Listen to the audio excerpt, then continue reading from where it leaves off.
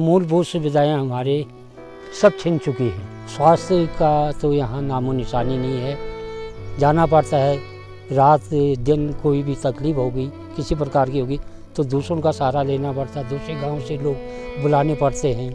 ये उन गांवों की पीड़ा है जो वर्षों से अपने युवाओं के बिछड़ने का दंश झेल रहा है।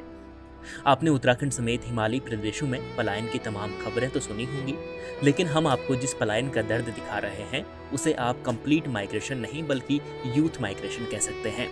यानी इन गांवों से केवल युवाओं ने पलायन किया है और यहाँ आज भी बड़े बूढ़े गांव में ही आपको नजर आएंगे। लेकिन जब ये गांव मूलभूत सुविधाओं से भी दूर हो तो यूथ माइग्रेशन का इन लोगों पर क्या असर पड़ता है, ये हम आपको आज दिखा रहे हैं। नमस्कार, उत्तराखंड तक की टीम आज पहुंची है बागेश्वर जनपद के दूरस्थ क्षेत्र गणखेत में और क्षेत्रीय समस्याओं को लेकर हम चर्चा करेंगे, क्योंकि ग्रामीणों की लंबे समय से मांग थी कि उत्तराखंड तक की टीम को यहाँ पे पहुँचना चाहिए। लंबे समय से फ़ोन आ रहे थे, क्योंकि गांव में सबसे ज़्यादा समस्याएं हैं। पलायन की मार झेल रहा है गांव, आधे से ज़्यादा लोग यहाँ से पलायन कर चुके हैं व्यवस्थाओं के अभाव में। शिक्षा को लेकर, सड़क को लेकर और स्वास्थ्य को लेकर विशेष समस्याएं गाँव में हैं और स्थानीय लोगों से हम वार्ता करेंगे। चाचा, बहुत स्वागत है आपका। क्या कहना चाहेंगे, क्या समस्याएं हैं क्षेत्र में? समस्या ये है बा रोड हमा भय नहीं और ये तो स्कूल तसा मास्टर तसा रही और क्या कोनी प्राइमरी मास्टर में मास्टर ने नांती ना इटाया सब पकड़ में लगी नांती नांगी लेबी तसा जो रो बा यहाँ ना मास्टर यहाँ ना कोई समस्या ना हम पाए यहाँ रोड रोड भाई गलछे तो न बहुत रोड गलछे रोड भाई नहीं।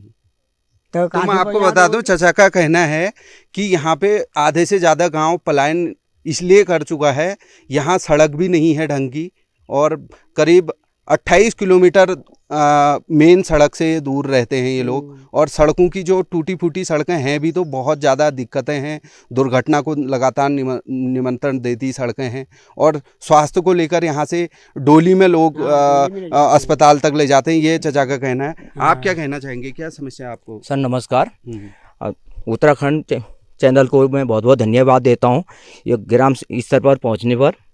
तो हमारे ग्राम पंचायत में तो अनेक मूलभूत समस्याएं हैं, जैसे कि इंटर कॉलेज में शिक्षकों की कमी, मोटर मार्ग ना होना, तो इंटर कॉलेज का लिंक मोटर मार्ग का होना अत्यंत आवश्यक है। इसके लिए हमने शासन प्रशासन को भी अवगत करा चुके हैं, तो वो खाली सर्वे करा रहे हैं, उसके बाद वो कुछ नहीं कर पा रहे हैं। उसके बाद स्वास्थ्य विभाग भी एएनएम के अलावा यहाँ कोई व्यवस्था नहीं है, तो उसमें भी स्वास्थ्य कर्मी की आवश्यकता है।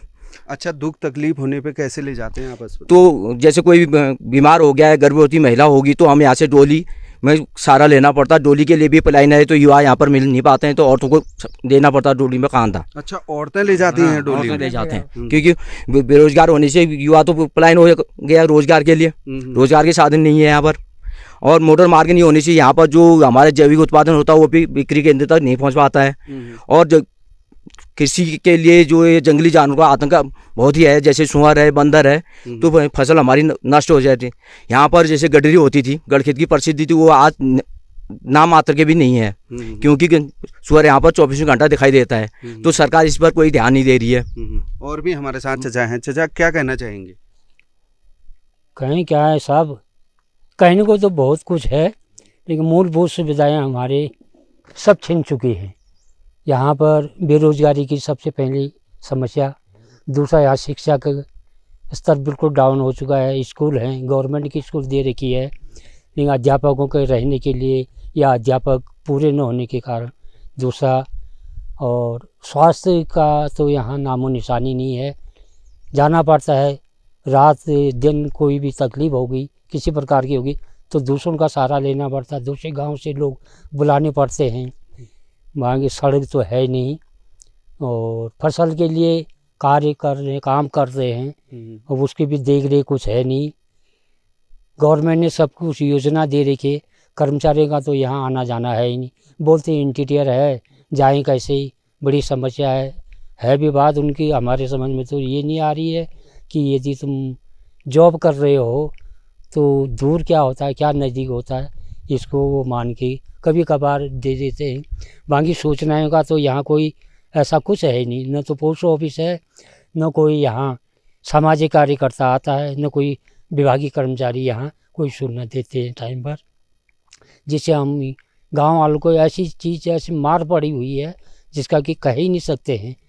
हम भी तो अब जीवन भर देखे, इधर गए उधर देखा, सभी जगह जो सब सुविधाएं हो गई जहाँ करने वाले हैं। कहीं पर पानी की असुविधा थी, पानी लगा रहे हैं, रोड की असुविधा थी, रोड बना रहे हैं, और समस्याएं जो भी गाँव की करने वाले कर रहे हैं। जहाँ उनकी रोड है, यहाँ तो रोड ही है ही नहीं, और वहाँ की यहाँ विपणन की व्यवस्था है नहीं। किसी के पास कोई चीज़ भी होती है सामान ले जाने के लिए, वो कोई यहाँ घोड़े का चल कुछ है नहीं। तो चाचा ने बताया कि बहुत ज़्यादा समस्या क्षेत्र में है, और यहाँ तक कि जब दुख तकलीफ गांव में किसी को दुख तकलीफ आती है तो हॉस्पिटल ले जाने के लिए युवाओं को दूसरे गांव से बुलाना पड़ता है, क्योंकि गांव में आधे से ज़्यादा युवा वर्ग, लगभग 90% गांव में नहीं है। जो बच्चे हैं छोटे छोटे जो स्कूल पढ़ रहे हैं वही गांव में रहते हैं, और बहुत ज़्यादा समस्या है। गणखेत का ग्रामीण झेल रहा है समस्याओं को। बागेश्वर के गणखेत गांव से जगदीश पांडे, उत्तराखंड तक।